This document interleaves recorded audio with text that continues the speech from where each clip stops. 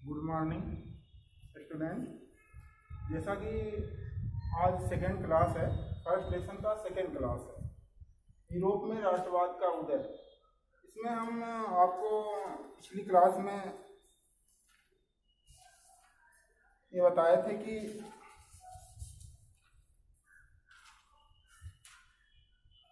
France की क्रांति कैसे चालू हुई, कब से चालू हुई और फ्रांस की क्रांति के मुख्य कारण क्या थे।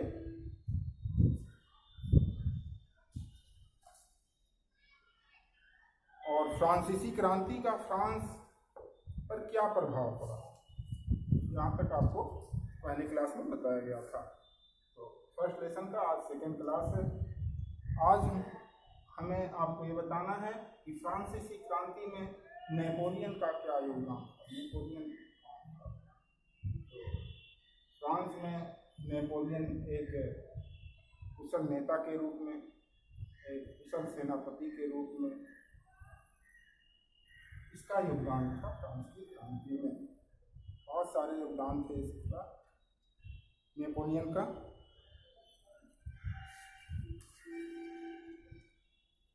नेपोलियन जो है प्रशासनिक क्षेत्र में फ्रांस में क्रांतिकारी परिवर्तन लाया। नेपोलियन के नियंत्रण में जो भी क्षेत्र आया, जो भी प्रदेश आए, वहाँ पर उसने बहुत सारे सुधार किए और फ्रांस में फिर से राजतंत्र को वापस लाया। इस तरह से उसने प्रजातंत्र को फिर से समाप्त कर दिया। लेकिन उसका योगदान क्या रहा? उसने प्रशासनिक दृष्टि से उसने बहुत सारे क्रांतिकारी और प्रशंसनीय कदम उठाए थे।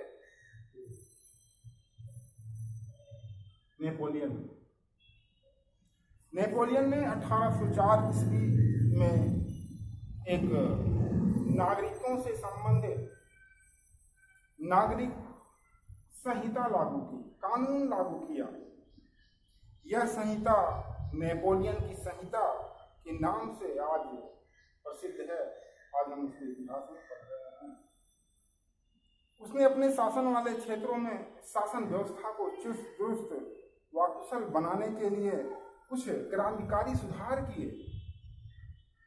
इसका उन्होंने जो सुधार किया वो जन्म पर आधारित जो विशेषाधिकार था उसको समाप्त कर दिया। जैसा कि राजा का पुत्र ही राजा हो सकता है, ऐसा कुछ नहीं। यानी राजा का पुत्र के अलावा भी दूसरा कोई राजा बन सकता है। तो नेपोलियन ने एक कानून लागू किया। कानून के सामने बराबरी का संक्षिप्त संपत्ति के अधिकार का कानून लाया। पहले क्या था राजतंत्र में? पहले था कि राजा ही केवल संपत्ति बना सकता है, बड़े लोग ही संपत्ति बना सकते हैं, छोटे लोग कोई संपत्ति, अपना निजी संपत्ति बना ही नहीं सकते हैं। लेकिन नेपोलियन ने क्या किया? उस संहिता के द्वारा उसने ऐसा कानून बनाया कि जो आम जनता है वो भी अपना जो है धन इकट्ठा कर सकती है। नेपोलियन ने प्रशासन के विभाजन को भी बहुत ही आसान बना दिया, बहुत सरल बना दिया। और नेपोलियन सामंती विचारधारा के लोगों को ही समाप्त कर दिया। इस तरह से नेपोलियन का योगदान बहुत ही अतुलनीय रहा फ्रांस की क्रांति में। फिर नेपोलियन के जो अधीन क्षेत्र थे, फ्रांसीसी सेना और शासन के प्रति धीरे धीरे लोगों में विद्रोह, असंतोष की भावना का विकास होने लगा। नेपोलियन के अधीन क्षेत्रों में फ्रांसीसी शासन के प्रति आरंभ में बहुत ही उत्साह था, लेकिन बाद में धीरे धीरे फिर विद्रोह होता।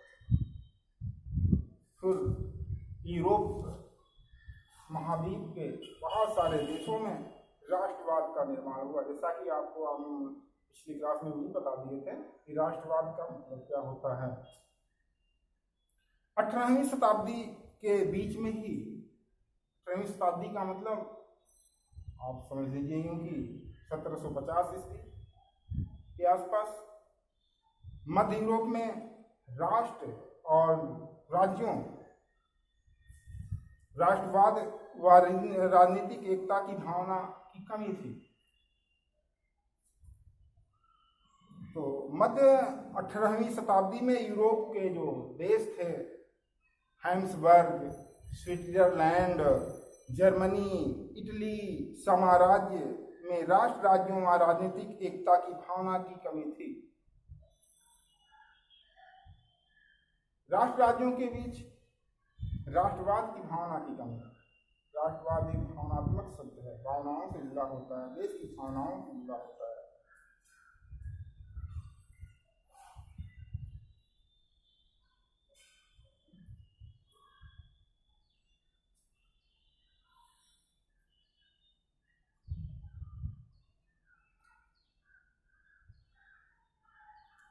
तो 18वीं शताब्दी में यूरोप महाद्वीप में कुलीन वर्ग एवं कृषकों की स्थिति क्या थी? सामाजिक और राजनीतिक रूप से जमीन का मालिक कुलीन वर्ग यूरोपीय महाद्वीप का सबसे प्रभुत्वशाली वर्ग था। कुलीन वर्ग जो था यूरोप महाद्वीप में उस समय सबसे प्रभुत्वशाली, उसी के पास ही जमीन रखने का अधिकार, धन रखने का अधिकार, सारे अधिकार उसी के पास ही थे। आम जनता के पास कोई अधिकार ही नहीं थे कि वो अपना खुद धन बना सके या अपनी निजी उसी संपत्ति जमीन हो, ऐसा कुछ नहीं था।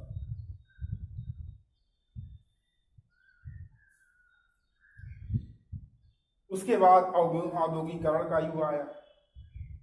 औद्योगिकरण के परिणाम स्वरूप यूरोप की नई सामाजिक संरचना व नए सामाजिक वर्गों का भी उदय हुआ। यूरोप महाद्वीप में सर्वप्रथम औद्योगिक क्रांति हुई थी और ये क्रांति इंग्लैंड से प्रारंभ हुई थी। औद्योगिक क्रांति पश्चिमी और मध्य यूरोप के हिस्सों में औद्योगिक उत्पादन और व्यापार में वृद्धि होने की वजह से बहुत सारे शहरों का निर्माण हो गया। भाई उत्पादन बढ़ रहा है, व्यापार बढ़ रहा है, धीरे धीरे लोगों की फैसिलिटी सुविधाएं बढ़ती जा रही हैं। इस तरह से एक छोटा सा एक कह लीजिए गांव कस्बे में तब्दील हुआ, कस्बा नगर में तब्दील हुआ और नगर जो है शहर में बदलते चले गए। औद्योगिकरण प्रारंभ हो गया और उसके साथ साथ वाणिज्यिक वर्गों का भी उदय हुआ, व्यापार करने वालों का उदय हुआ। इंग्लैंड में औद्योगिकरण 18वीं शताब्दी के दूसरे भाग में फ्रांस और जर्मनी में या 19वीं सदी के दौरान हुआ। यानी यूरोप महाद्वीप में औद्योगिकरण सर्वप्रथम इंग्लैंड में हुआ, उसके बाद दूसरे चरण में फ्रांस और जर्मनी में औद्योगिकरण हुआ। यानी इंग्लैंड के औद्योगिकरण को देख करके, उसके मॉडल को देख करके फ्रांस और जर्मनी प्रभावित हुआ और उन्होंने भी औद्योगिकरण अपने यहाँ चालू किया। इसी के प्रतिक्रिया स्वरूप बहुत सारे नए सामाजिक समूहों का उदय हुआ, वे अस्तित्व में आए, जिसमें जैसे श्रमिक वर्ग, मध्यम वर्ग, जो उद्योगपति वर्ग, व्यापारी वर्ग और सेवा के क्षेत्र में बहुत सारे लोगों का उदय हुआ। इसके बाद उदारवाद का क्या अर्थ है, उसकी विशेषताएं क्या हैं, इसको हम जान लेते हैं।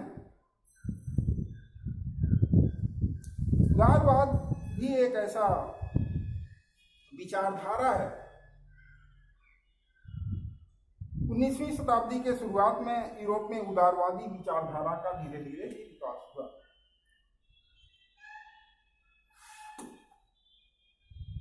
उदारवाद का अर्थ एक तरह से स्वतंत्रता कह लीजिए। नए मध्यम वर्गों के लिए उदारवाद का मतलब था, जो नया वर्ग का उदय हुआ था, उसकी नज़र में उदारवाद व्यक्ति के लिए आज़ादी,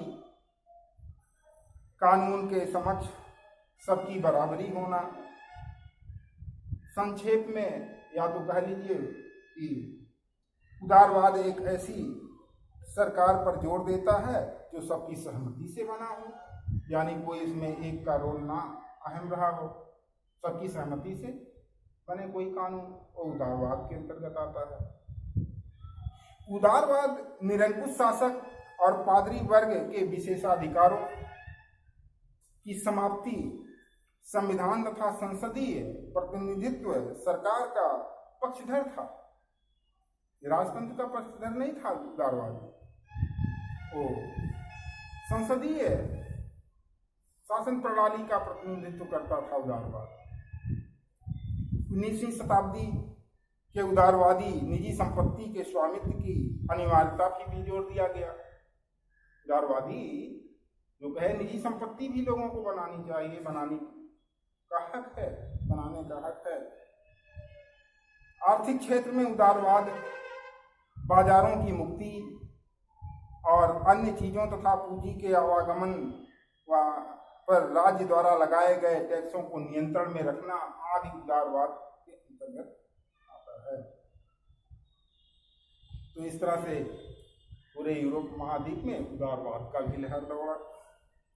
धीरे धीरे इस तरह से आप देख रहे हैं कि किस तरह से यूरोप में राष्ट्रवाद का उदय हो रहा है। बहुत सारे देश स्वतंत्र हो रहे हैं और वहाँ विकास ऊंचाइयों पे पहुंच रहा है। तो फ्रांस में राजनीतिक दृष्टिकोण से उदारवादी प्रजातंत्र लाने के लिए सबसे पहला प्रयास महिलाओं और जिनके पास कोई संपत्ति नहीं थी, संपत्ति विहीन पुरुषों द्वारा चालू किया गया एक आंदोलन चला। उसके बाद नेपोलियन की हार हुई 1815 ईस्वी में। 1815 ईस्वी में नेपोलियन के हार के बाद जो सरकार स्थापित थी, सरकारें रूढ़िवादी थी। हार के बाद जो भी सरकार बनी 1815 के बाद फ्रांस में, वो रूढ़िवादी थी। यानी रूढ़िवादी का क्या अर्थ है?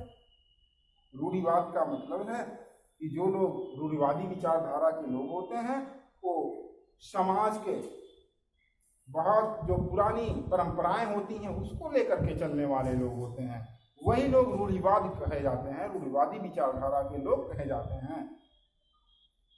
और उन्होंने जो पुरानी रीति रिवाज थी उसके वो बनाए रखना चाहते थे।